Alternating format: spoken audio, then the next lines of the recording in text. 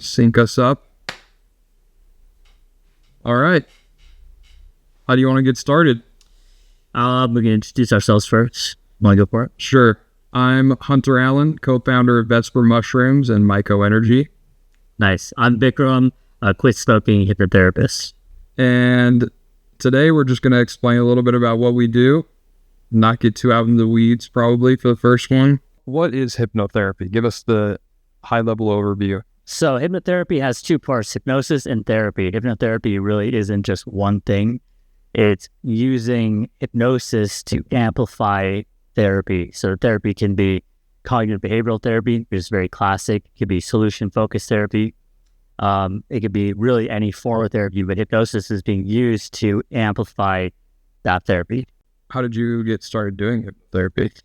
So hypnotherapy, I was studying in school to become a therapist, become a counselor. And I realized that not just for my client's sake, but for my own sake, I wanted something that was a little bit more powerful, just had that sort of impact that was more fast and more noticeable than the traditional methods I was learning in school. So I was just like kind of looking around, and I found a website that just had super affordable hypnosis downloads, $15. And I was like, okay, let me give this a shot. So I decided to buy one. And overnight, basically, I started noticing this crazy success. I mean, it was really fascinating. And I'd heard about hypnosis before. I knew it wasn't some like voodoo magic. I heard about it from psychologists. So, I kind of like knew that it wasn't just some like BS, they just kind of disregard. So I came in kind of like open-minded in that regard. And I was pleasantly surprised. How did studying hypnotherapy translate into specifically using it for smoking cessation? So I studied hypnosis initially, like after I started like getting into, at first trying out a bunch of audio downloads and just being pleasantly surprised. I realized I needed to learn hypnosis. And so I just started digging in and started learning everything I could. Obviously, I was a very novice. However, I was actually at that point a therapist. And so I was using hypnosis with my clients, noticing way more powerful effects than if I was just doing regular therapy.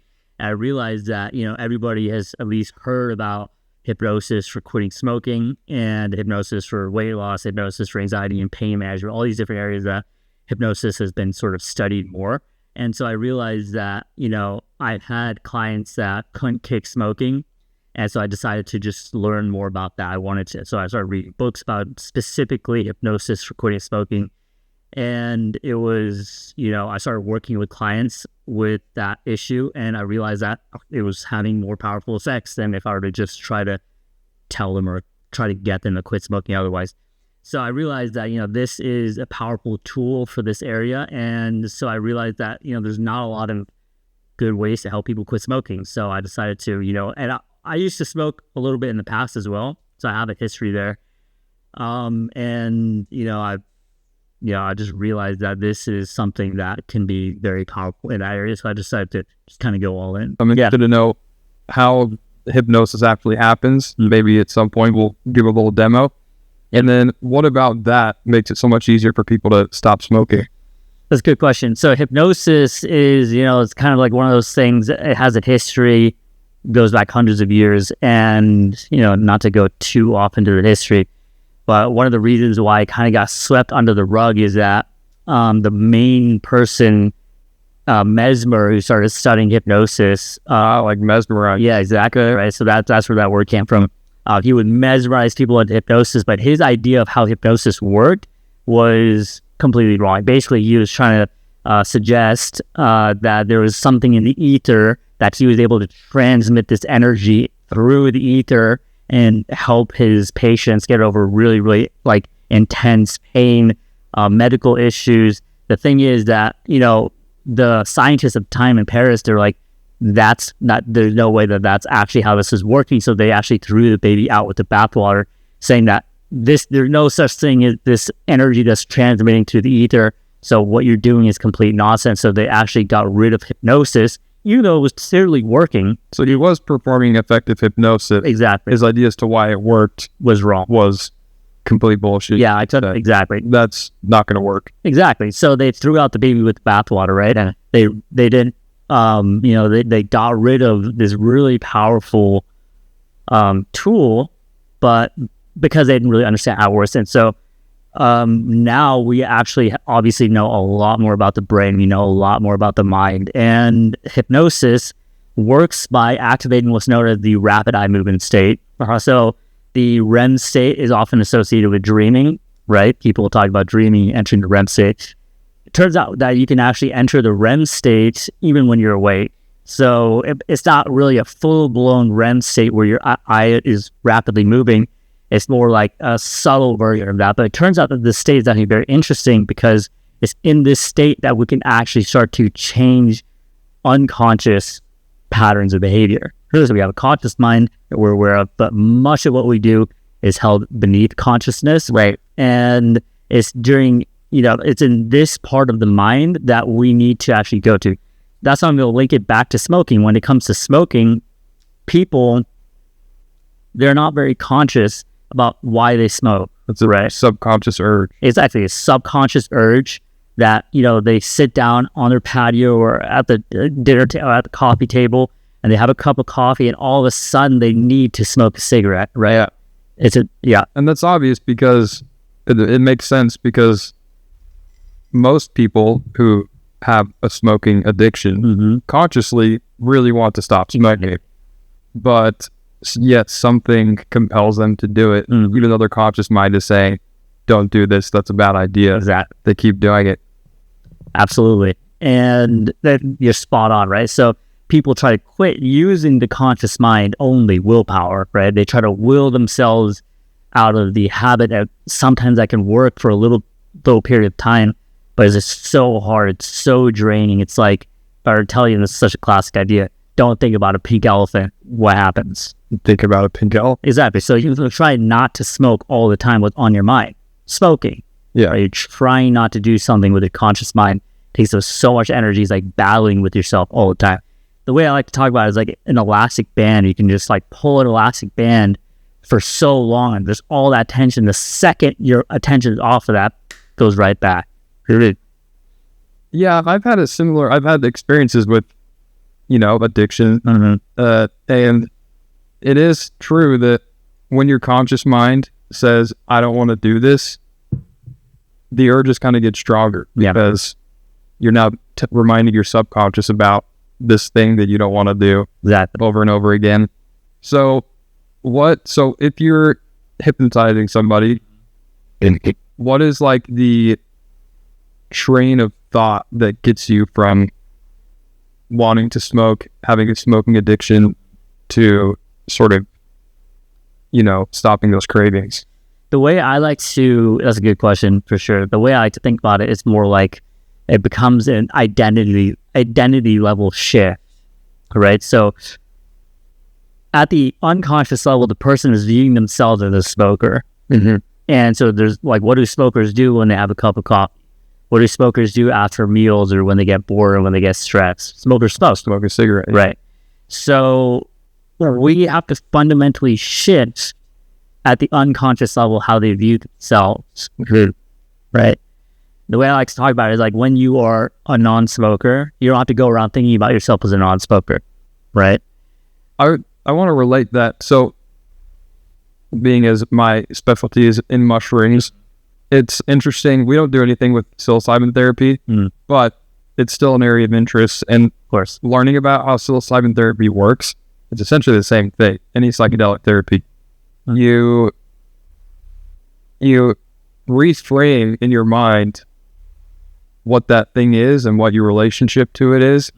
You don't make yourself better at not craving the thing or like, willpower through it. Yeah. You just reframe it. So I've heard stories where people will be addicted to alcohol or smoking or whatever it is, and they do a psilocybin therapy, and immediately it's repulsive to them. Like they're disgusted by the thought of trying this thing they've been addicted to for so long. It's crazy. Which kind of sounds like is a similar idea to how hypnotherapy works. Yeah. I don't, I know obviously some of the research of psilocybin and its effects on like alcoholism, which is fascinating, obviously. Yeah. And now it definitely is working almost hypnotically, right? I mean, you're going through a very powerful experience, which is a hypnotic experience in a sense. Yeah. So I can see how that would absolutely be in line. It's fascinating. So yeah, there's this shift that happens where the person starts to, again, loosen and get rid of that identity that they've been holding on to. Right? So they've held on to this identity. Maybe at some point it served them, right? Because when they were maybe 15 or 16, they wanted to fit in. And it was cool to be a smoker. Exactly. Yeah. It was cool to be a smoker or whatever it was. And maybe they wanted to feel rebellious. And so that identity served them at that point in time. It's no longer serving them 20, 30, 40 years later. Yeah. Right? It's doing the exact opposite. Do you find that there's like a time period, like if somebody's been doing it for their entire life, I don't know, it's especially hard to overcome? Or maybe once you've crossed that line where this is a part of you, it doesn't really matter how long you've been doing it. It's just hard either way.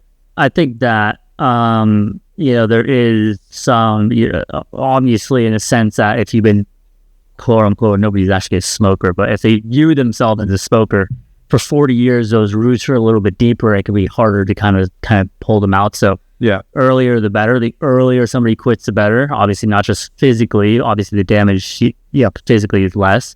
Obviously, also psychologically, that you held on to that idea less. And I'm sure it depends to some degree on, like you were describing, some people when they're bored they smoke, and with their morning coffee they smoke. Yeah.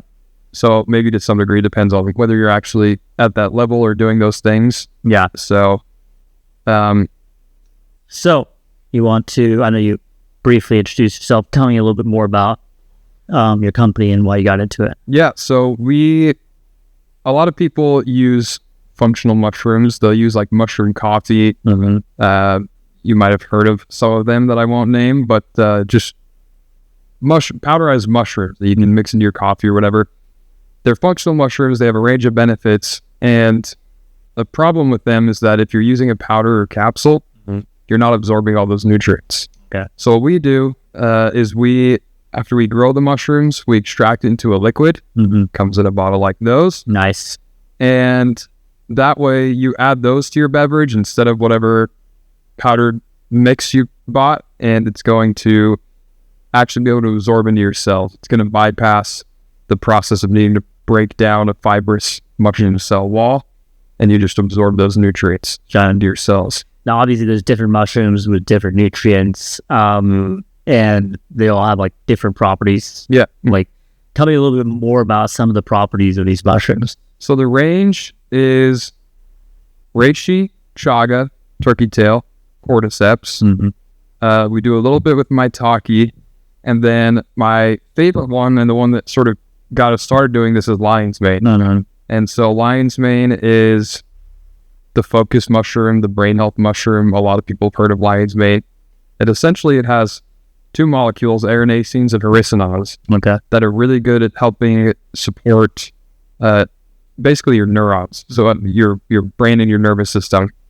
So it's great for cognitive health, mood, nice, focus, memory, all that good stuff. And then a lot of people use it for nerve pain and sciatica, neuropathy, and things like that.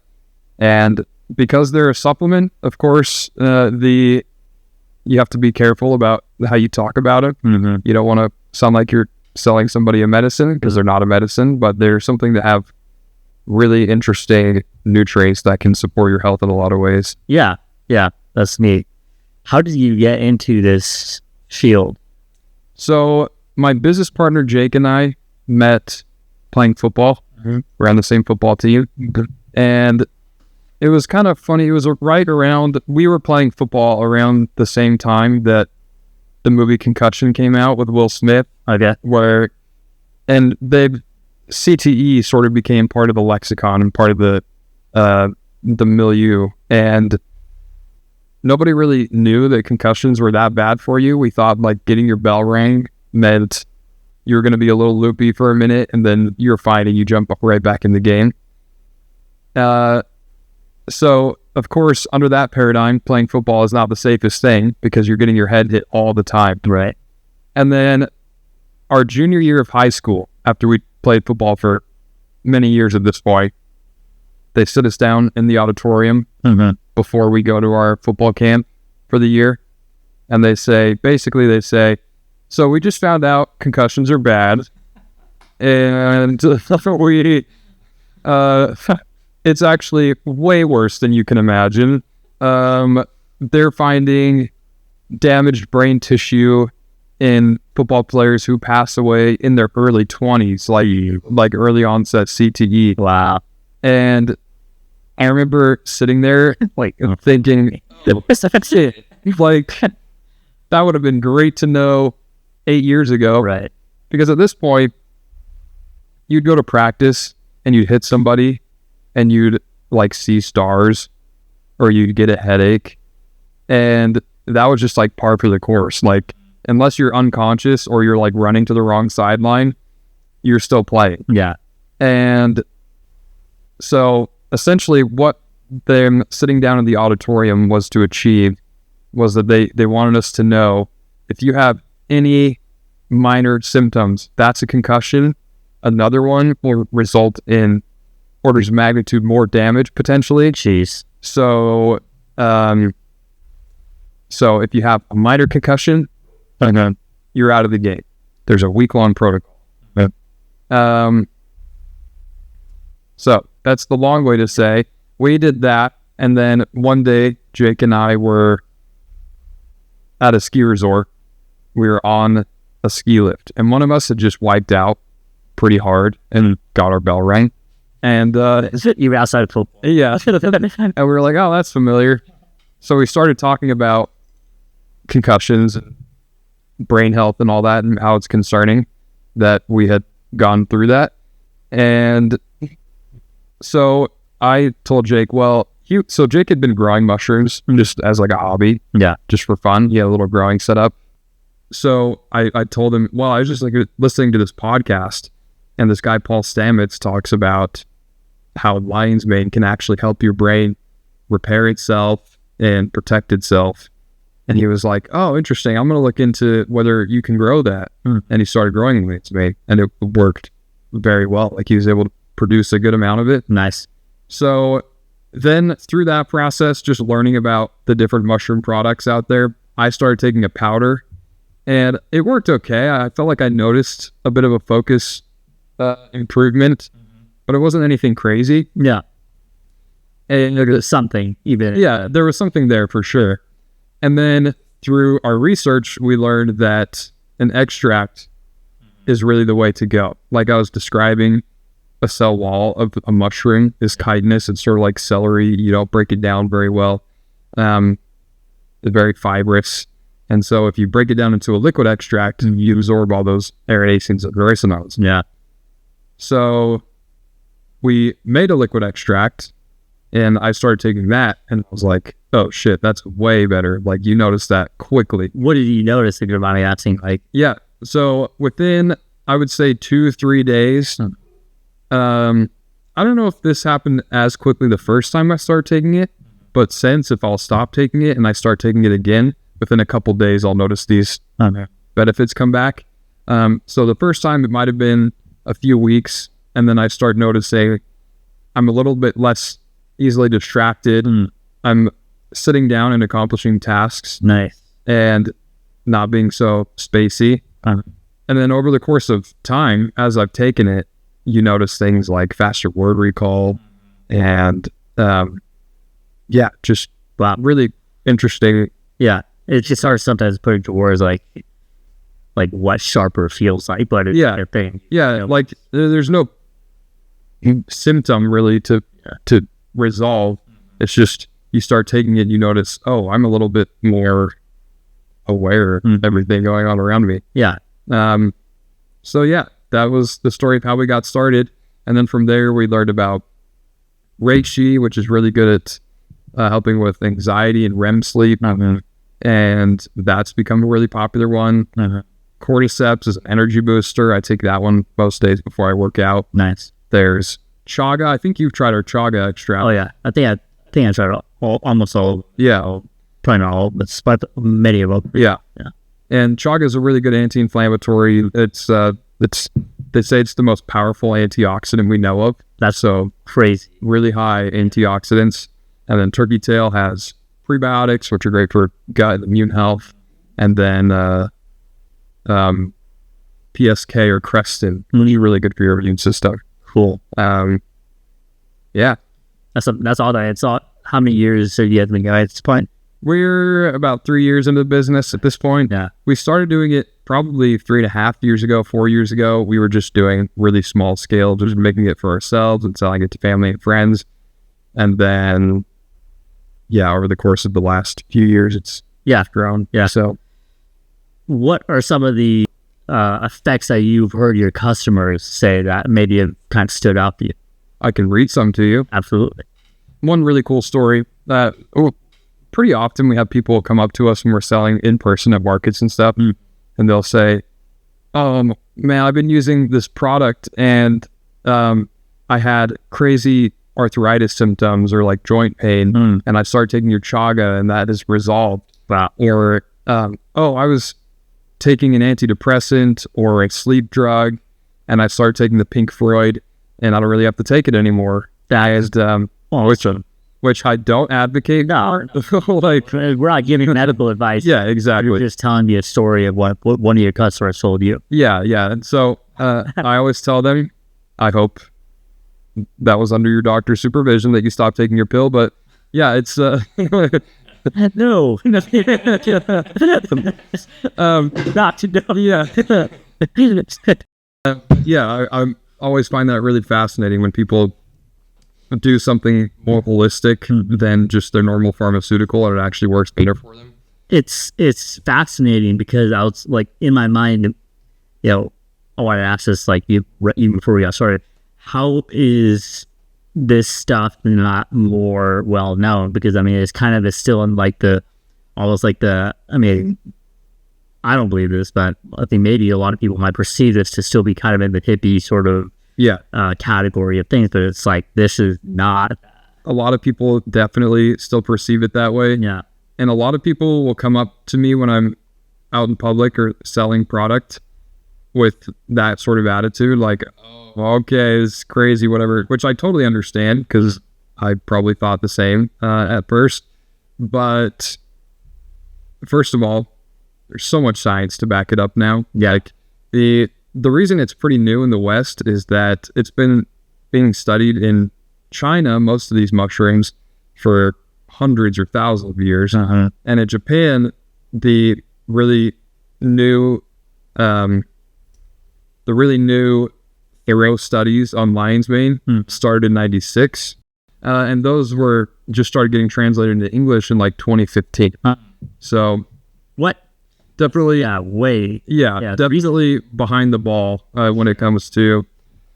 But this one's from Melissa. Yeah. She says, a similar thing to what I said. I'd like to conduct an actual test of my cognitive abilities and see if they've actually improved or if it's just a placebo. Yeah, like that was a similar thing to me. It was like, wow, this is working so well. I wonder if this is placebo, because if everybody who took it had this sort of impact, everybody would be taking it. Yeah. But then I sort of decided whether it's placebo or not, it's working. Yeah. So who really cares? I mean, yeah. So placebo, for people that don't know, is like basically like the belief that it will work actually generates the effect itself. Yeah. You're sort of hypnotizing yourself. Yeah. Came back to the full city. Yeah. This is a crazy one. I take all the Vesper tinctures for my ADHD and diabetes, which helped me way more than pharmaceutical alternatives. The Myco is a great midday addition to keep my brain sharp and energy up. So I don't even know if I legally can read that, but it's just that's what Tom said, not me. Tom said this, but I do have that. This is like, you can find all of this on vespermushrooms.com or vespermushrooms.com. You can read all these. Yeah, we're not making a bunch of interesting reviews here. A lot of the reviews we get are from people like I was describing, where they say, I was doing one sort of therapy and I don't know if it worked really well for me. This more holistic approach with mushrooms seems to actually be working really well. And yeah, I mean, like clearly these people are noticing positive effects. So there's nothing. You can't deny that. So if you're using hypnosis for somebody, is that something you're doing after exhausting a bunch of other measures that you might try hypnosis, or is that something that you think it's a pretty quick and easy thing for most people in most situations? I think that the research shows that hypnosis makes any therapy more powerful. Yeah. So it should not, in my opinion, and as far as I can tell, I don't know why anybody would think otherwise, it should not be used as a second line treatment, because if it makes any therapy more powerful, then it's like trying to fight with one arm behind your back. Yeah. When you could very easily just fight with both your hands. It doesn't make any sense. Or you could do it. I'd have to admit, Yeah. I tried hypnotherapy one time. Okay. And I think I went into it with the wrong mindset. And I don't know that it worked super well for me. Yeah. So what advice would you give for somebody going into hypnotherapy to either get the best out of it or just to not fuck it up? Yeah, I mean, like, there's a lot of different factors that go into play, in the sense that hypnosis, both it's a positive and negative, that has all these pre-existing expectations. So people come in with beliefs that either it won't work, which is not helpful, or they come in with the belief that it will cure all their ailments in one session, which is also not helpful, because that's not realistic. You're obviously a little bit better leaning off into the unrealistic positive side than the negative, but Like the placebo, like talked about earlier, might will it to work better. Exactly. But it isn't magic, right? Yeah. It is just a tool, very powerful tool that can amplify things that already work. Now, in the same way that no therapeutic tool has 100% effectiveness. Yeah. So there's no reason to believe that this will either, right? But are there things that you can point at that, for somebody in my shoes, where I was visiting a therapist, we tried hypnotherapy, and I was like going into it a little skeptical. I was pretty young at this point, but anyway, like what would you, is there anything you can put your finger on that you would say you might have interrupted it at this point or done this wrong to keep yourself from going into that REM state? I think that there's now we're going to go into a little bit more technicalities here. Yeah. So again, we have a conscious mind, we have an unconscious mind. Oftentimes what ends up happening, this could be on the problem. I obviously don't know this person. This person might not be that skilled. He could be very skilled. He was a little bit of a weirdo. So maybe not that skilled. So what could be happening is that the conscious mind is, there's a type of conscious mind that is called the critical faculty, which is you're starting to analyze everything that's happening, and it's almost like the guard at the entry of a gate, right? You're not going to let anything really pass through very easily. So we need to... What did you call it? The critical faculty. Critical faculty. Is this related to your like default mode network? Where it sort of like filters out unnecessary information? Yeah. In a sense that, yeah, exactly. It's they're kind of scanning what's happening, making sure that information doesn't just enter willy-nilly, right? So like that's how, if I were to tell you that, the sky is green, you don't just automatically leave me, right? You're just like, no, that doesn't make any sense, right? So that's the critical faculty that's getting that information out, because it doesn't it doesn't really fit with your worldview. Yeah. So what the hypnotist's job to, in a sense, calm that part down and let it know that right now it's okay for new information to enter. Right. So have all flat earthers been hypnotized? It's not. Yeah, that's kind of an interesting question. That's right. In a sense, what was your advice for? So it could be messing it up. It could be I won't say that you did anything in particular. I obviously wasn't there to witness what happened, but potentially it was the hypnotist that failed to bypass that critical faculty, and it is part of the job as the hypnotist to be able to do that. Okay, that's part of their skill. That should be part of their skill. And so if somebody's a little bit hesitant or it gives a little bit of pushback, do you think a skilled hypnotist can still navigate around that? Yeah, absolutely. Okay. Yeah. Interesting. You said that is essentially your conscious brain going into a REM cycle. Yeah. So how does that relate to dreams? Like, do you know anything about that, or is there anything? Yeah, absolutely. So in dreams, that is part of the you're entering a REM state, right?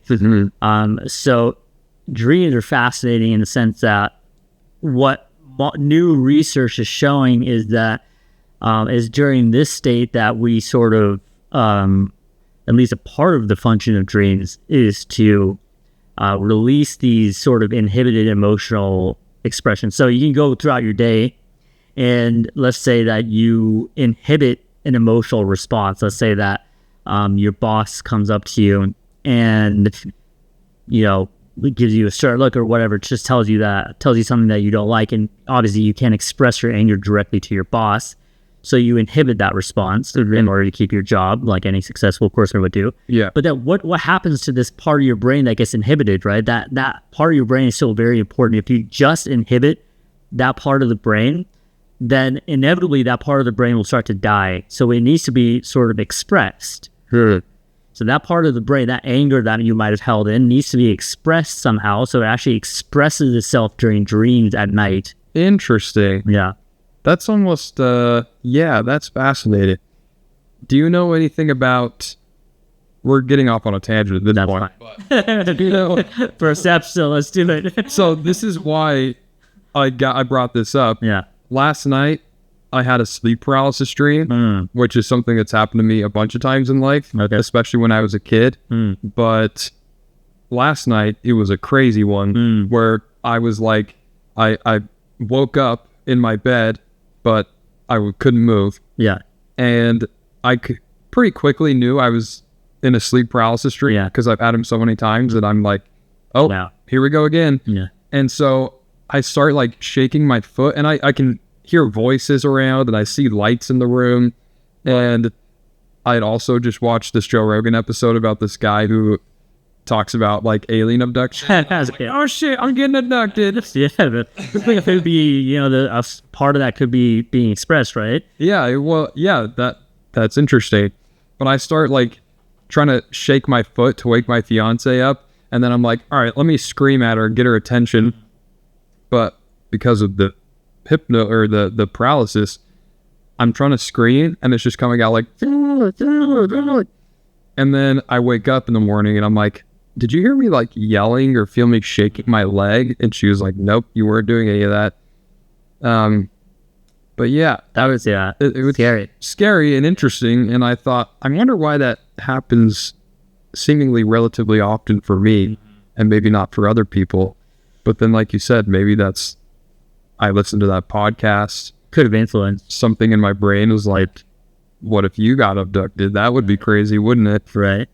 Yeah. Yeah, it's hard to say exactly. I'm not going to, say I'm like an expert in dreams because there's a lot of complexity to it, obviously. Speculate. You're fucked. I have no idea. Sleep paralysis is very interesting. I mean, like, you're terrifying stories in that area. So usually for me, it's been, I will wake up and I feel like I'm awake, but my eyes are closed, which made this one unique because I was kind of looking around the room. But usually my eyes are closed and I'm trying to open them, and I feel like I can kind of do this, and then they just like slam shut again. Yeah. And it'll go for hours where I feel like... Is it actually hours, or is it... No, probably not, but it feels like hours that I'm laying there trying to open my eyes and they won't open. Wow. And then usually after a long time, somehow I'll like jolt myself awake, and it'll be like the middle of the night, and I'll be like, holy shit. Thank God I woke up finally. Yeah. Yeah. But time sort of, the very like classic hypnotic sort of state, because it probably wasn't hours. Yeah. It could have been minutes. I don't know how long, obviously, but it feels like hours. And time distortion is a very common experience when you're in this deep hypnotic state. You know what's interesting? Yeah. That you just reminded me of? During that hypnotherapy session, when I thought to myself, I don't think that worked very well, I do remember going, oh wow, that felt like hours. And then realizing it had only been like 15 minutes since I went in the room or something. Right. Which I don't know if it was actually, but yeah, It felt a lot longer. So maybe it did work a lot better than I. Time distortion is a hypnotic phenomena that can tend to happen these days. Fascinating. So when you're hypnotized, you're not actually falling asleep. No. How do you... That's interesting. So are you conscious of what's going on around you? Yeah. Oftentimes you can be conscious about what's happening. Okay. In fact, there's always going to be a part of you that's scanning the environment for safety, right? So how do you know you've been hypnotized? So just things like time dilation? It could be time dilation. It could be like the hypnotist could start to induce phenomenon. For example, in a sort of school, if you will, of hypnosis, the Ericksonian school, which is Erickson was the greatest hypnotist of all time, and he would do very, very like kind of crazy stuff. That's not crazy, but he will I'm pretty sure was the person that really used a lot of stuff like arm levitation in his hypnosis. And again, like when you're sitting there, you're like, might be hypnotized, and he tells your arm to start floating up by itself, and you're like consciously just not doing anything, but you're just noticing your arm levitating, like, holy shit, something's happened. So you can be conscious. Yeah. Looking at the world around you. Yes. And suddenly doing an unconscious movement. Yes. That is so weird. Yeah. That's crazy. Yeah. Do you think, is that like a specific practice, or is that something you could potentially do with what you do? I do that in my... You do? Yeah. Here's future episodes. I'm sure. First of all, on meditation, hell yeah. Busting myths about hypnosis and mushrooms. Yes. Because fascinating shit so far. Yeah. 2, you hypnotize me because I am so fascinated. Yeah. That is very interesting. Do you think that's something you can do in this kind of setting where you're being recorded? And, No, not a problem at all. Okay. Yeah. Let's definitely do that. Yeah. Yeah. I mean, again, like these things, like another thing that you can do is like basically suggest that the person's eyelids are heavy and glued shut, and they can try to open their eyes, but it won't work. Very similar to what you've experienced. And that's a very common, it's what they call a convincer. So these convincers are actually very important because, again, you want the conscious mind to kind of step aside, and if you try opening your eyes and they won't open, then your conscious mind is like, okay, something's happening. Right. It's time to just kind of step aside and let this happen. Are there any theories as to how physiologically this works? Like whether there are signals being interrupted, or are there any ideas as to... Like with the phenomena specifically, I'm not really sure about those specific phenomena. I do know that there's a lot of research about the biological effects of hypnosis, and like so hypnosis now being used to help cancer patients alleviate not just uncomfortable symptoms, but the cancer itself. Yeah. So telling the mind to improve its immune response, specifically targeting the cancer, and all of a sudden that person's immune response is functioning better. So I know that there are studies where they'll give cancer patients a placebo and tell them that it'll help with their cancer treatment. Yeah. And they fare better than the ones who are taking the placebo. Right. Which means it's entirely something subconscious. Right. Yeah. And so maybe when a doctor tells you, I'm going to give you this pill, that's a sort of hypnotism where your consciousness is yeah, it's like, I believe this person to be an authority figure who knows what they're doing.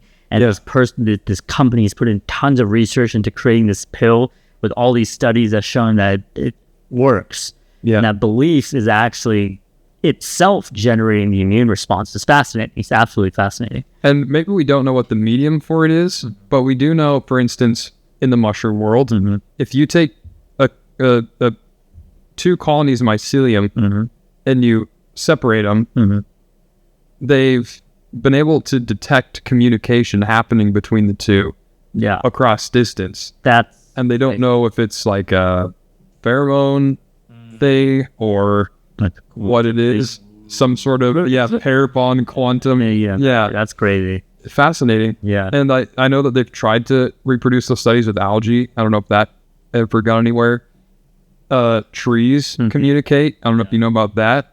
Is that through the roots? We don't know. We don't. I don't know how far they've gone with it or if they have answered that question, but they do know that if a tree is in distress, like if it needs moisture or something, they can actually detect a scream coming from the tree. Whoa. And that other trees in the network are able to pass nutrients through mycorrhizal Unbelievable. through their root systems to another tree. That's crazy. So, like, how's that? The amount of stuff that we don't know is insane. I know, it's fascinating. Yeah.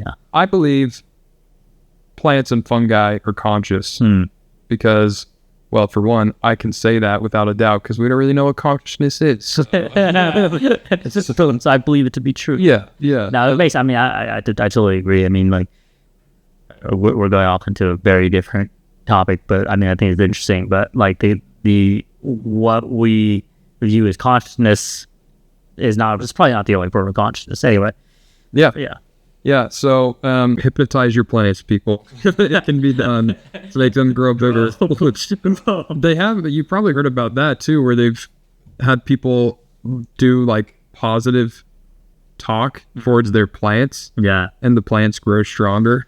Yeah, I haven't really looked too much into that. I've heard about that. Yeah. It's fascinating. Yeah. I wonder if that's a similar mechanism. Come on, you're looking a little weak, dude. Self-esteem lowers. Oh shit, sorry. No shade. Anything else? No, I think Anything you want to cover? I think this is good for number one. Cool. You want to plug your shit up? Tune for next time. Check out the Quit Smoking Hypnotherapy System.com. I know it's a mouthful. www.quitsmokinghypnotherapysystem.com. Check it out. And go to vespermushrooms.com and mycoenergy.com. I'll put a little discount link in the, what do you call it on? I'll put a little discount link in the caption. Well done. Fuck yeah. All right. And none of that got recorded.